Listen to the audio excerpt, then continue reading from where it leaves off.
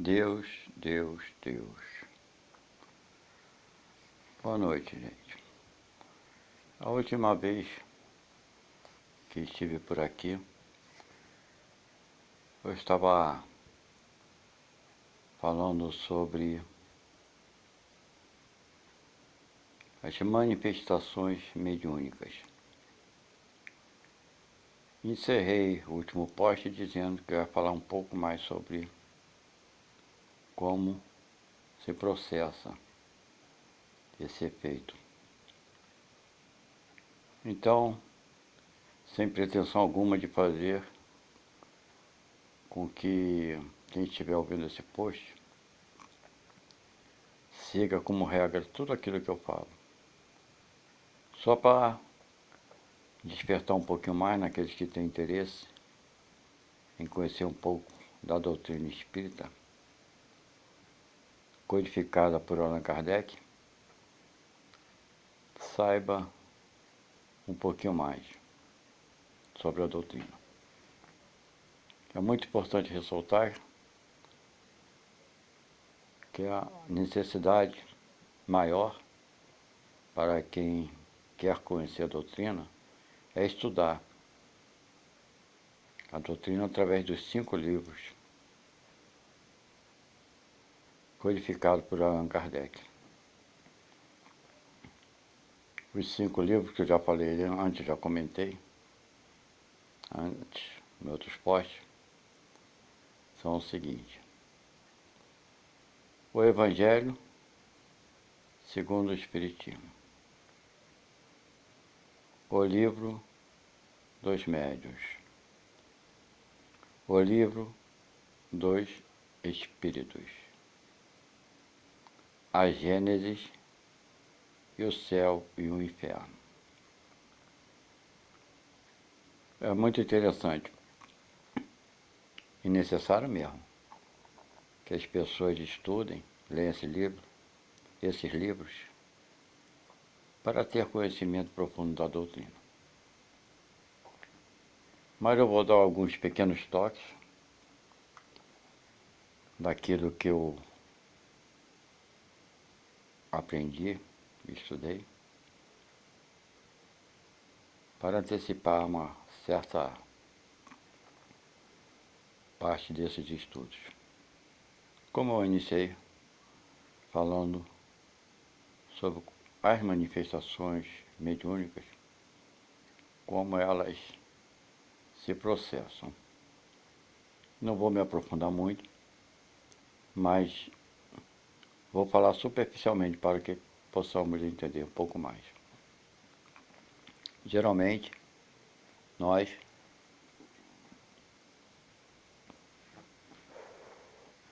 quando queremos trabalhar com a doutrina, com a mediunização, precisamos estudar a doutrina. Esse é todo um processo. Frequentar centros espíritas para estudar a religião, a doutrina espírita, e aos poucos desenvolver a mediunidade. A doutrina espírita explica que todos nós, seres humanos, somos médiuns. Então, qual é a sua mediunidade? Cada um de nós traz uma experiência de vidas passadas muito grande. E a nossa mediunidade é ligada a essas experiências passadas. Então temos médiuns de diversos tipos: intuitivos, médiuns de cura, médiuns de transporte, médiuns que têm a capacidade de ver, clarividente, os psicofônicos, psicógrafos e doadores de energia. Então todos nós somos médiuns, porém nem todos têm a mesma extensão mediúnica, semelhante, igual. Eu quero dizer extensão mediúnica. Por exemplo, eu sou médium vidente, vamos supor. Tem outro amigo meu, outra pessoa que também seja médium vidente. A minha clarividência pode ser maior do que esse outro médium ou menor. Então, mesmo dentro da mesma mediunidade, do mesmo tipo de mediunidade, a amplidão, a amplitude, é muito característica e pessoal. Pode ser que um médium clarividente veja algo e outro clarividente não veja. Certo? Então, mesmo dentro do mesmo tipo de mediunidade, existem variações.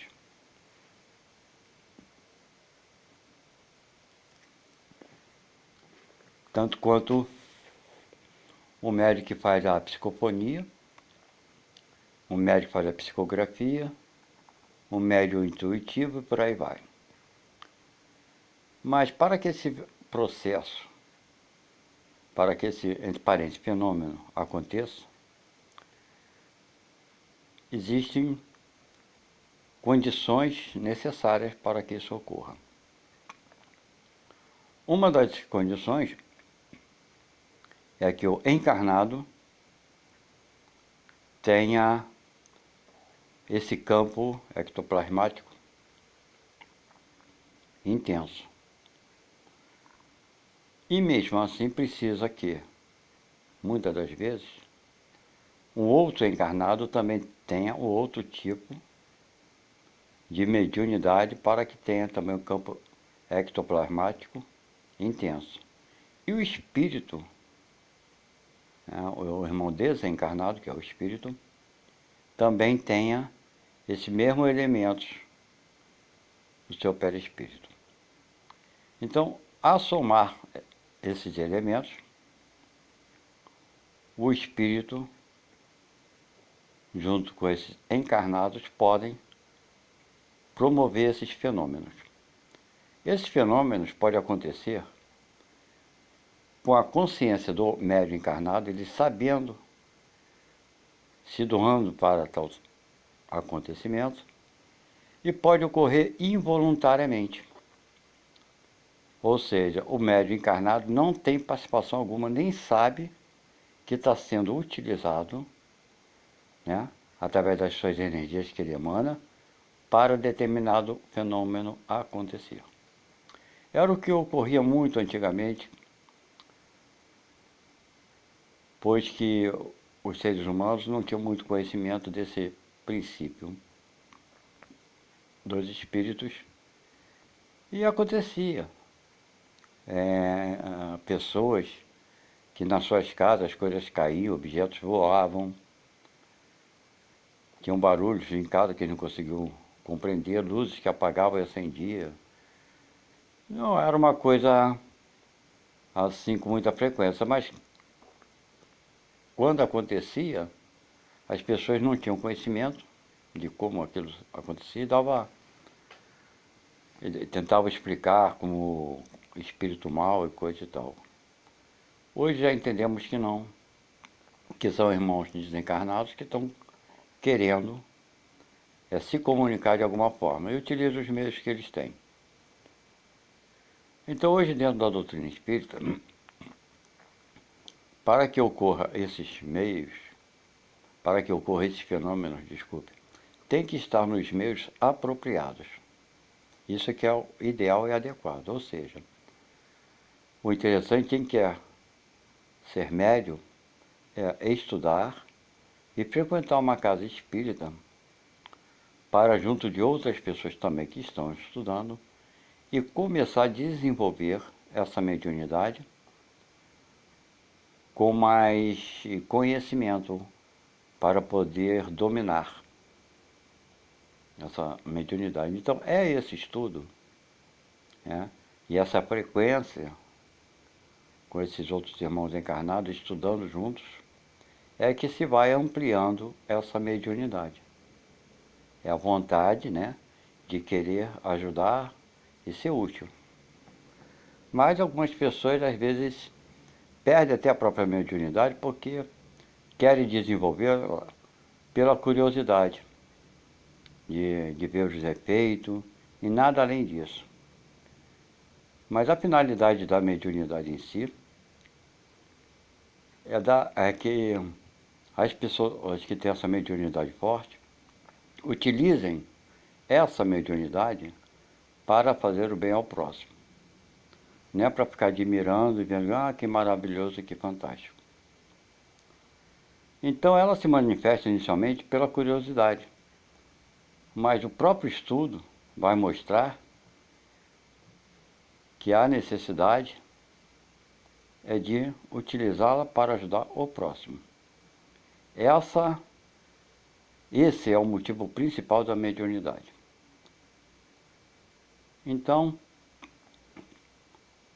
assim, teremos domínio sobre tais fenômenos.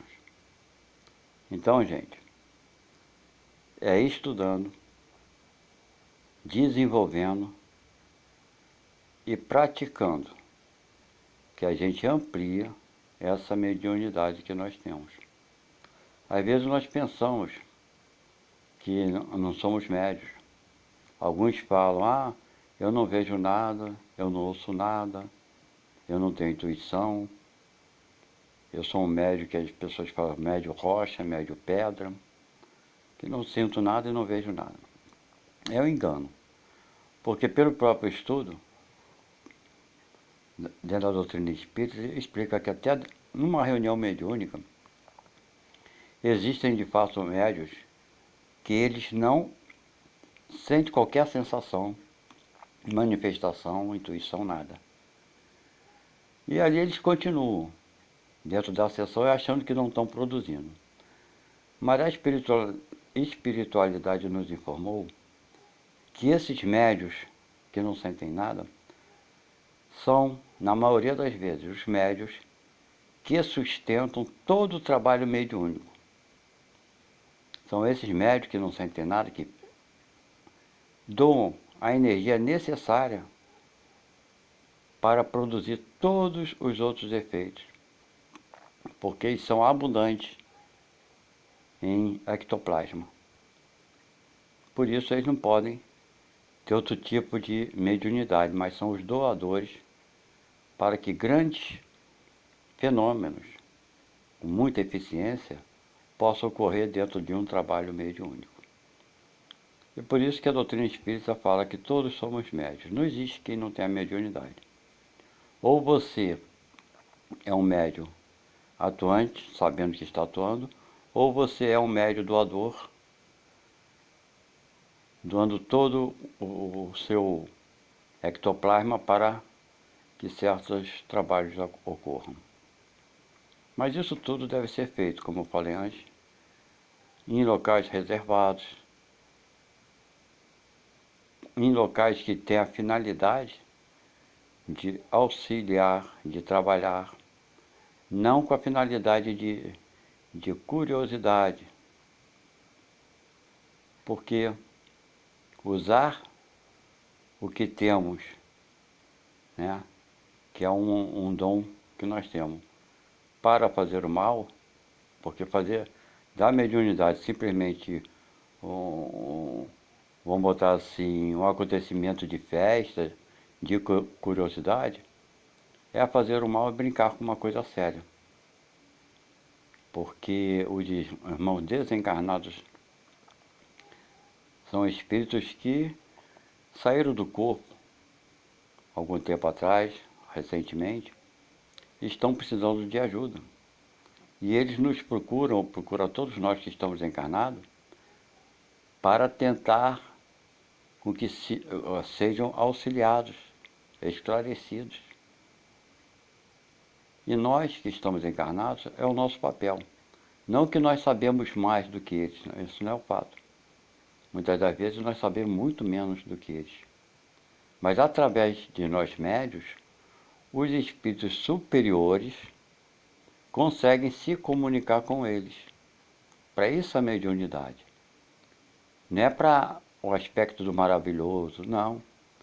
É porque esses irmãos que estão semelhantes a nós, encarnados. A vibração deles é tão pequena quanto a nossa.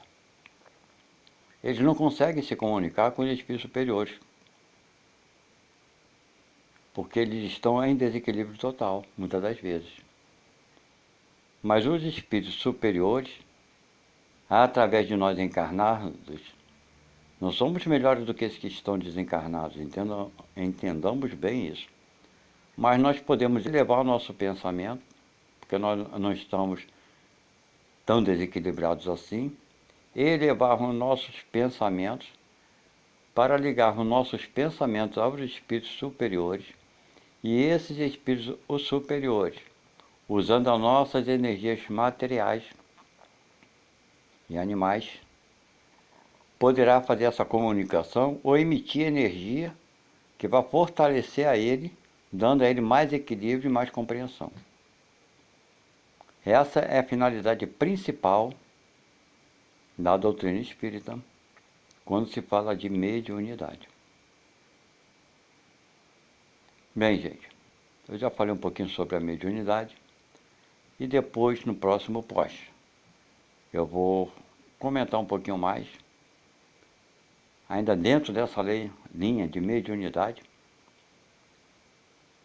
sobre tantas outras coisas que são muito importantes. Muito obrigado e até a próxima.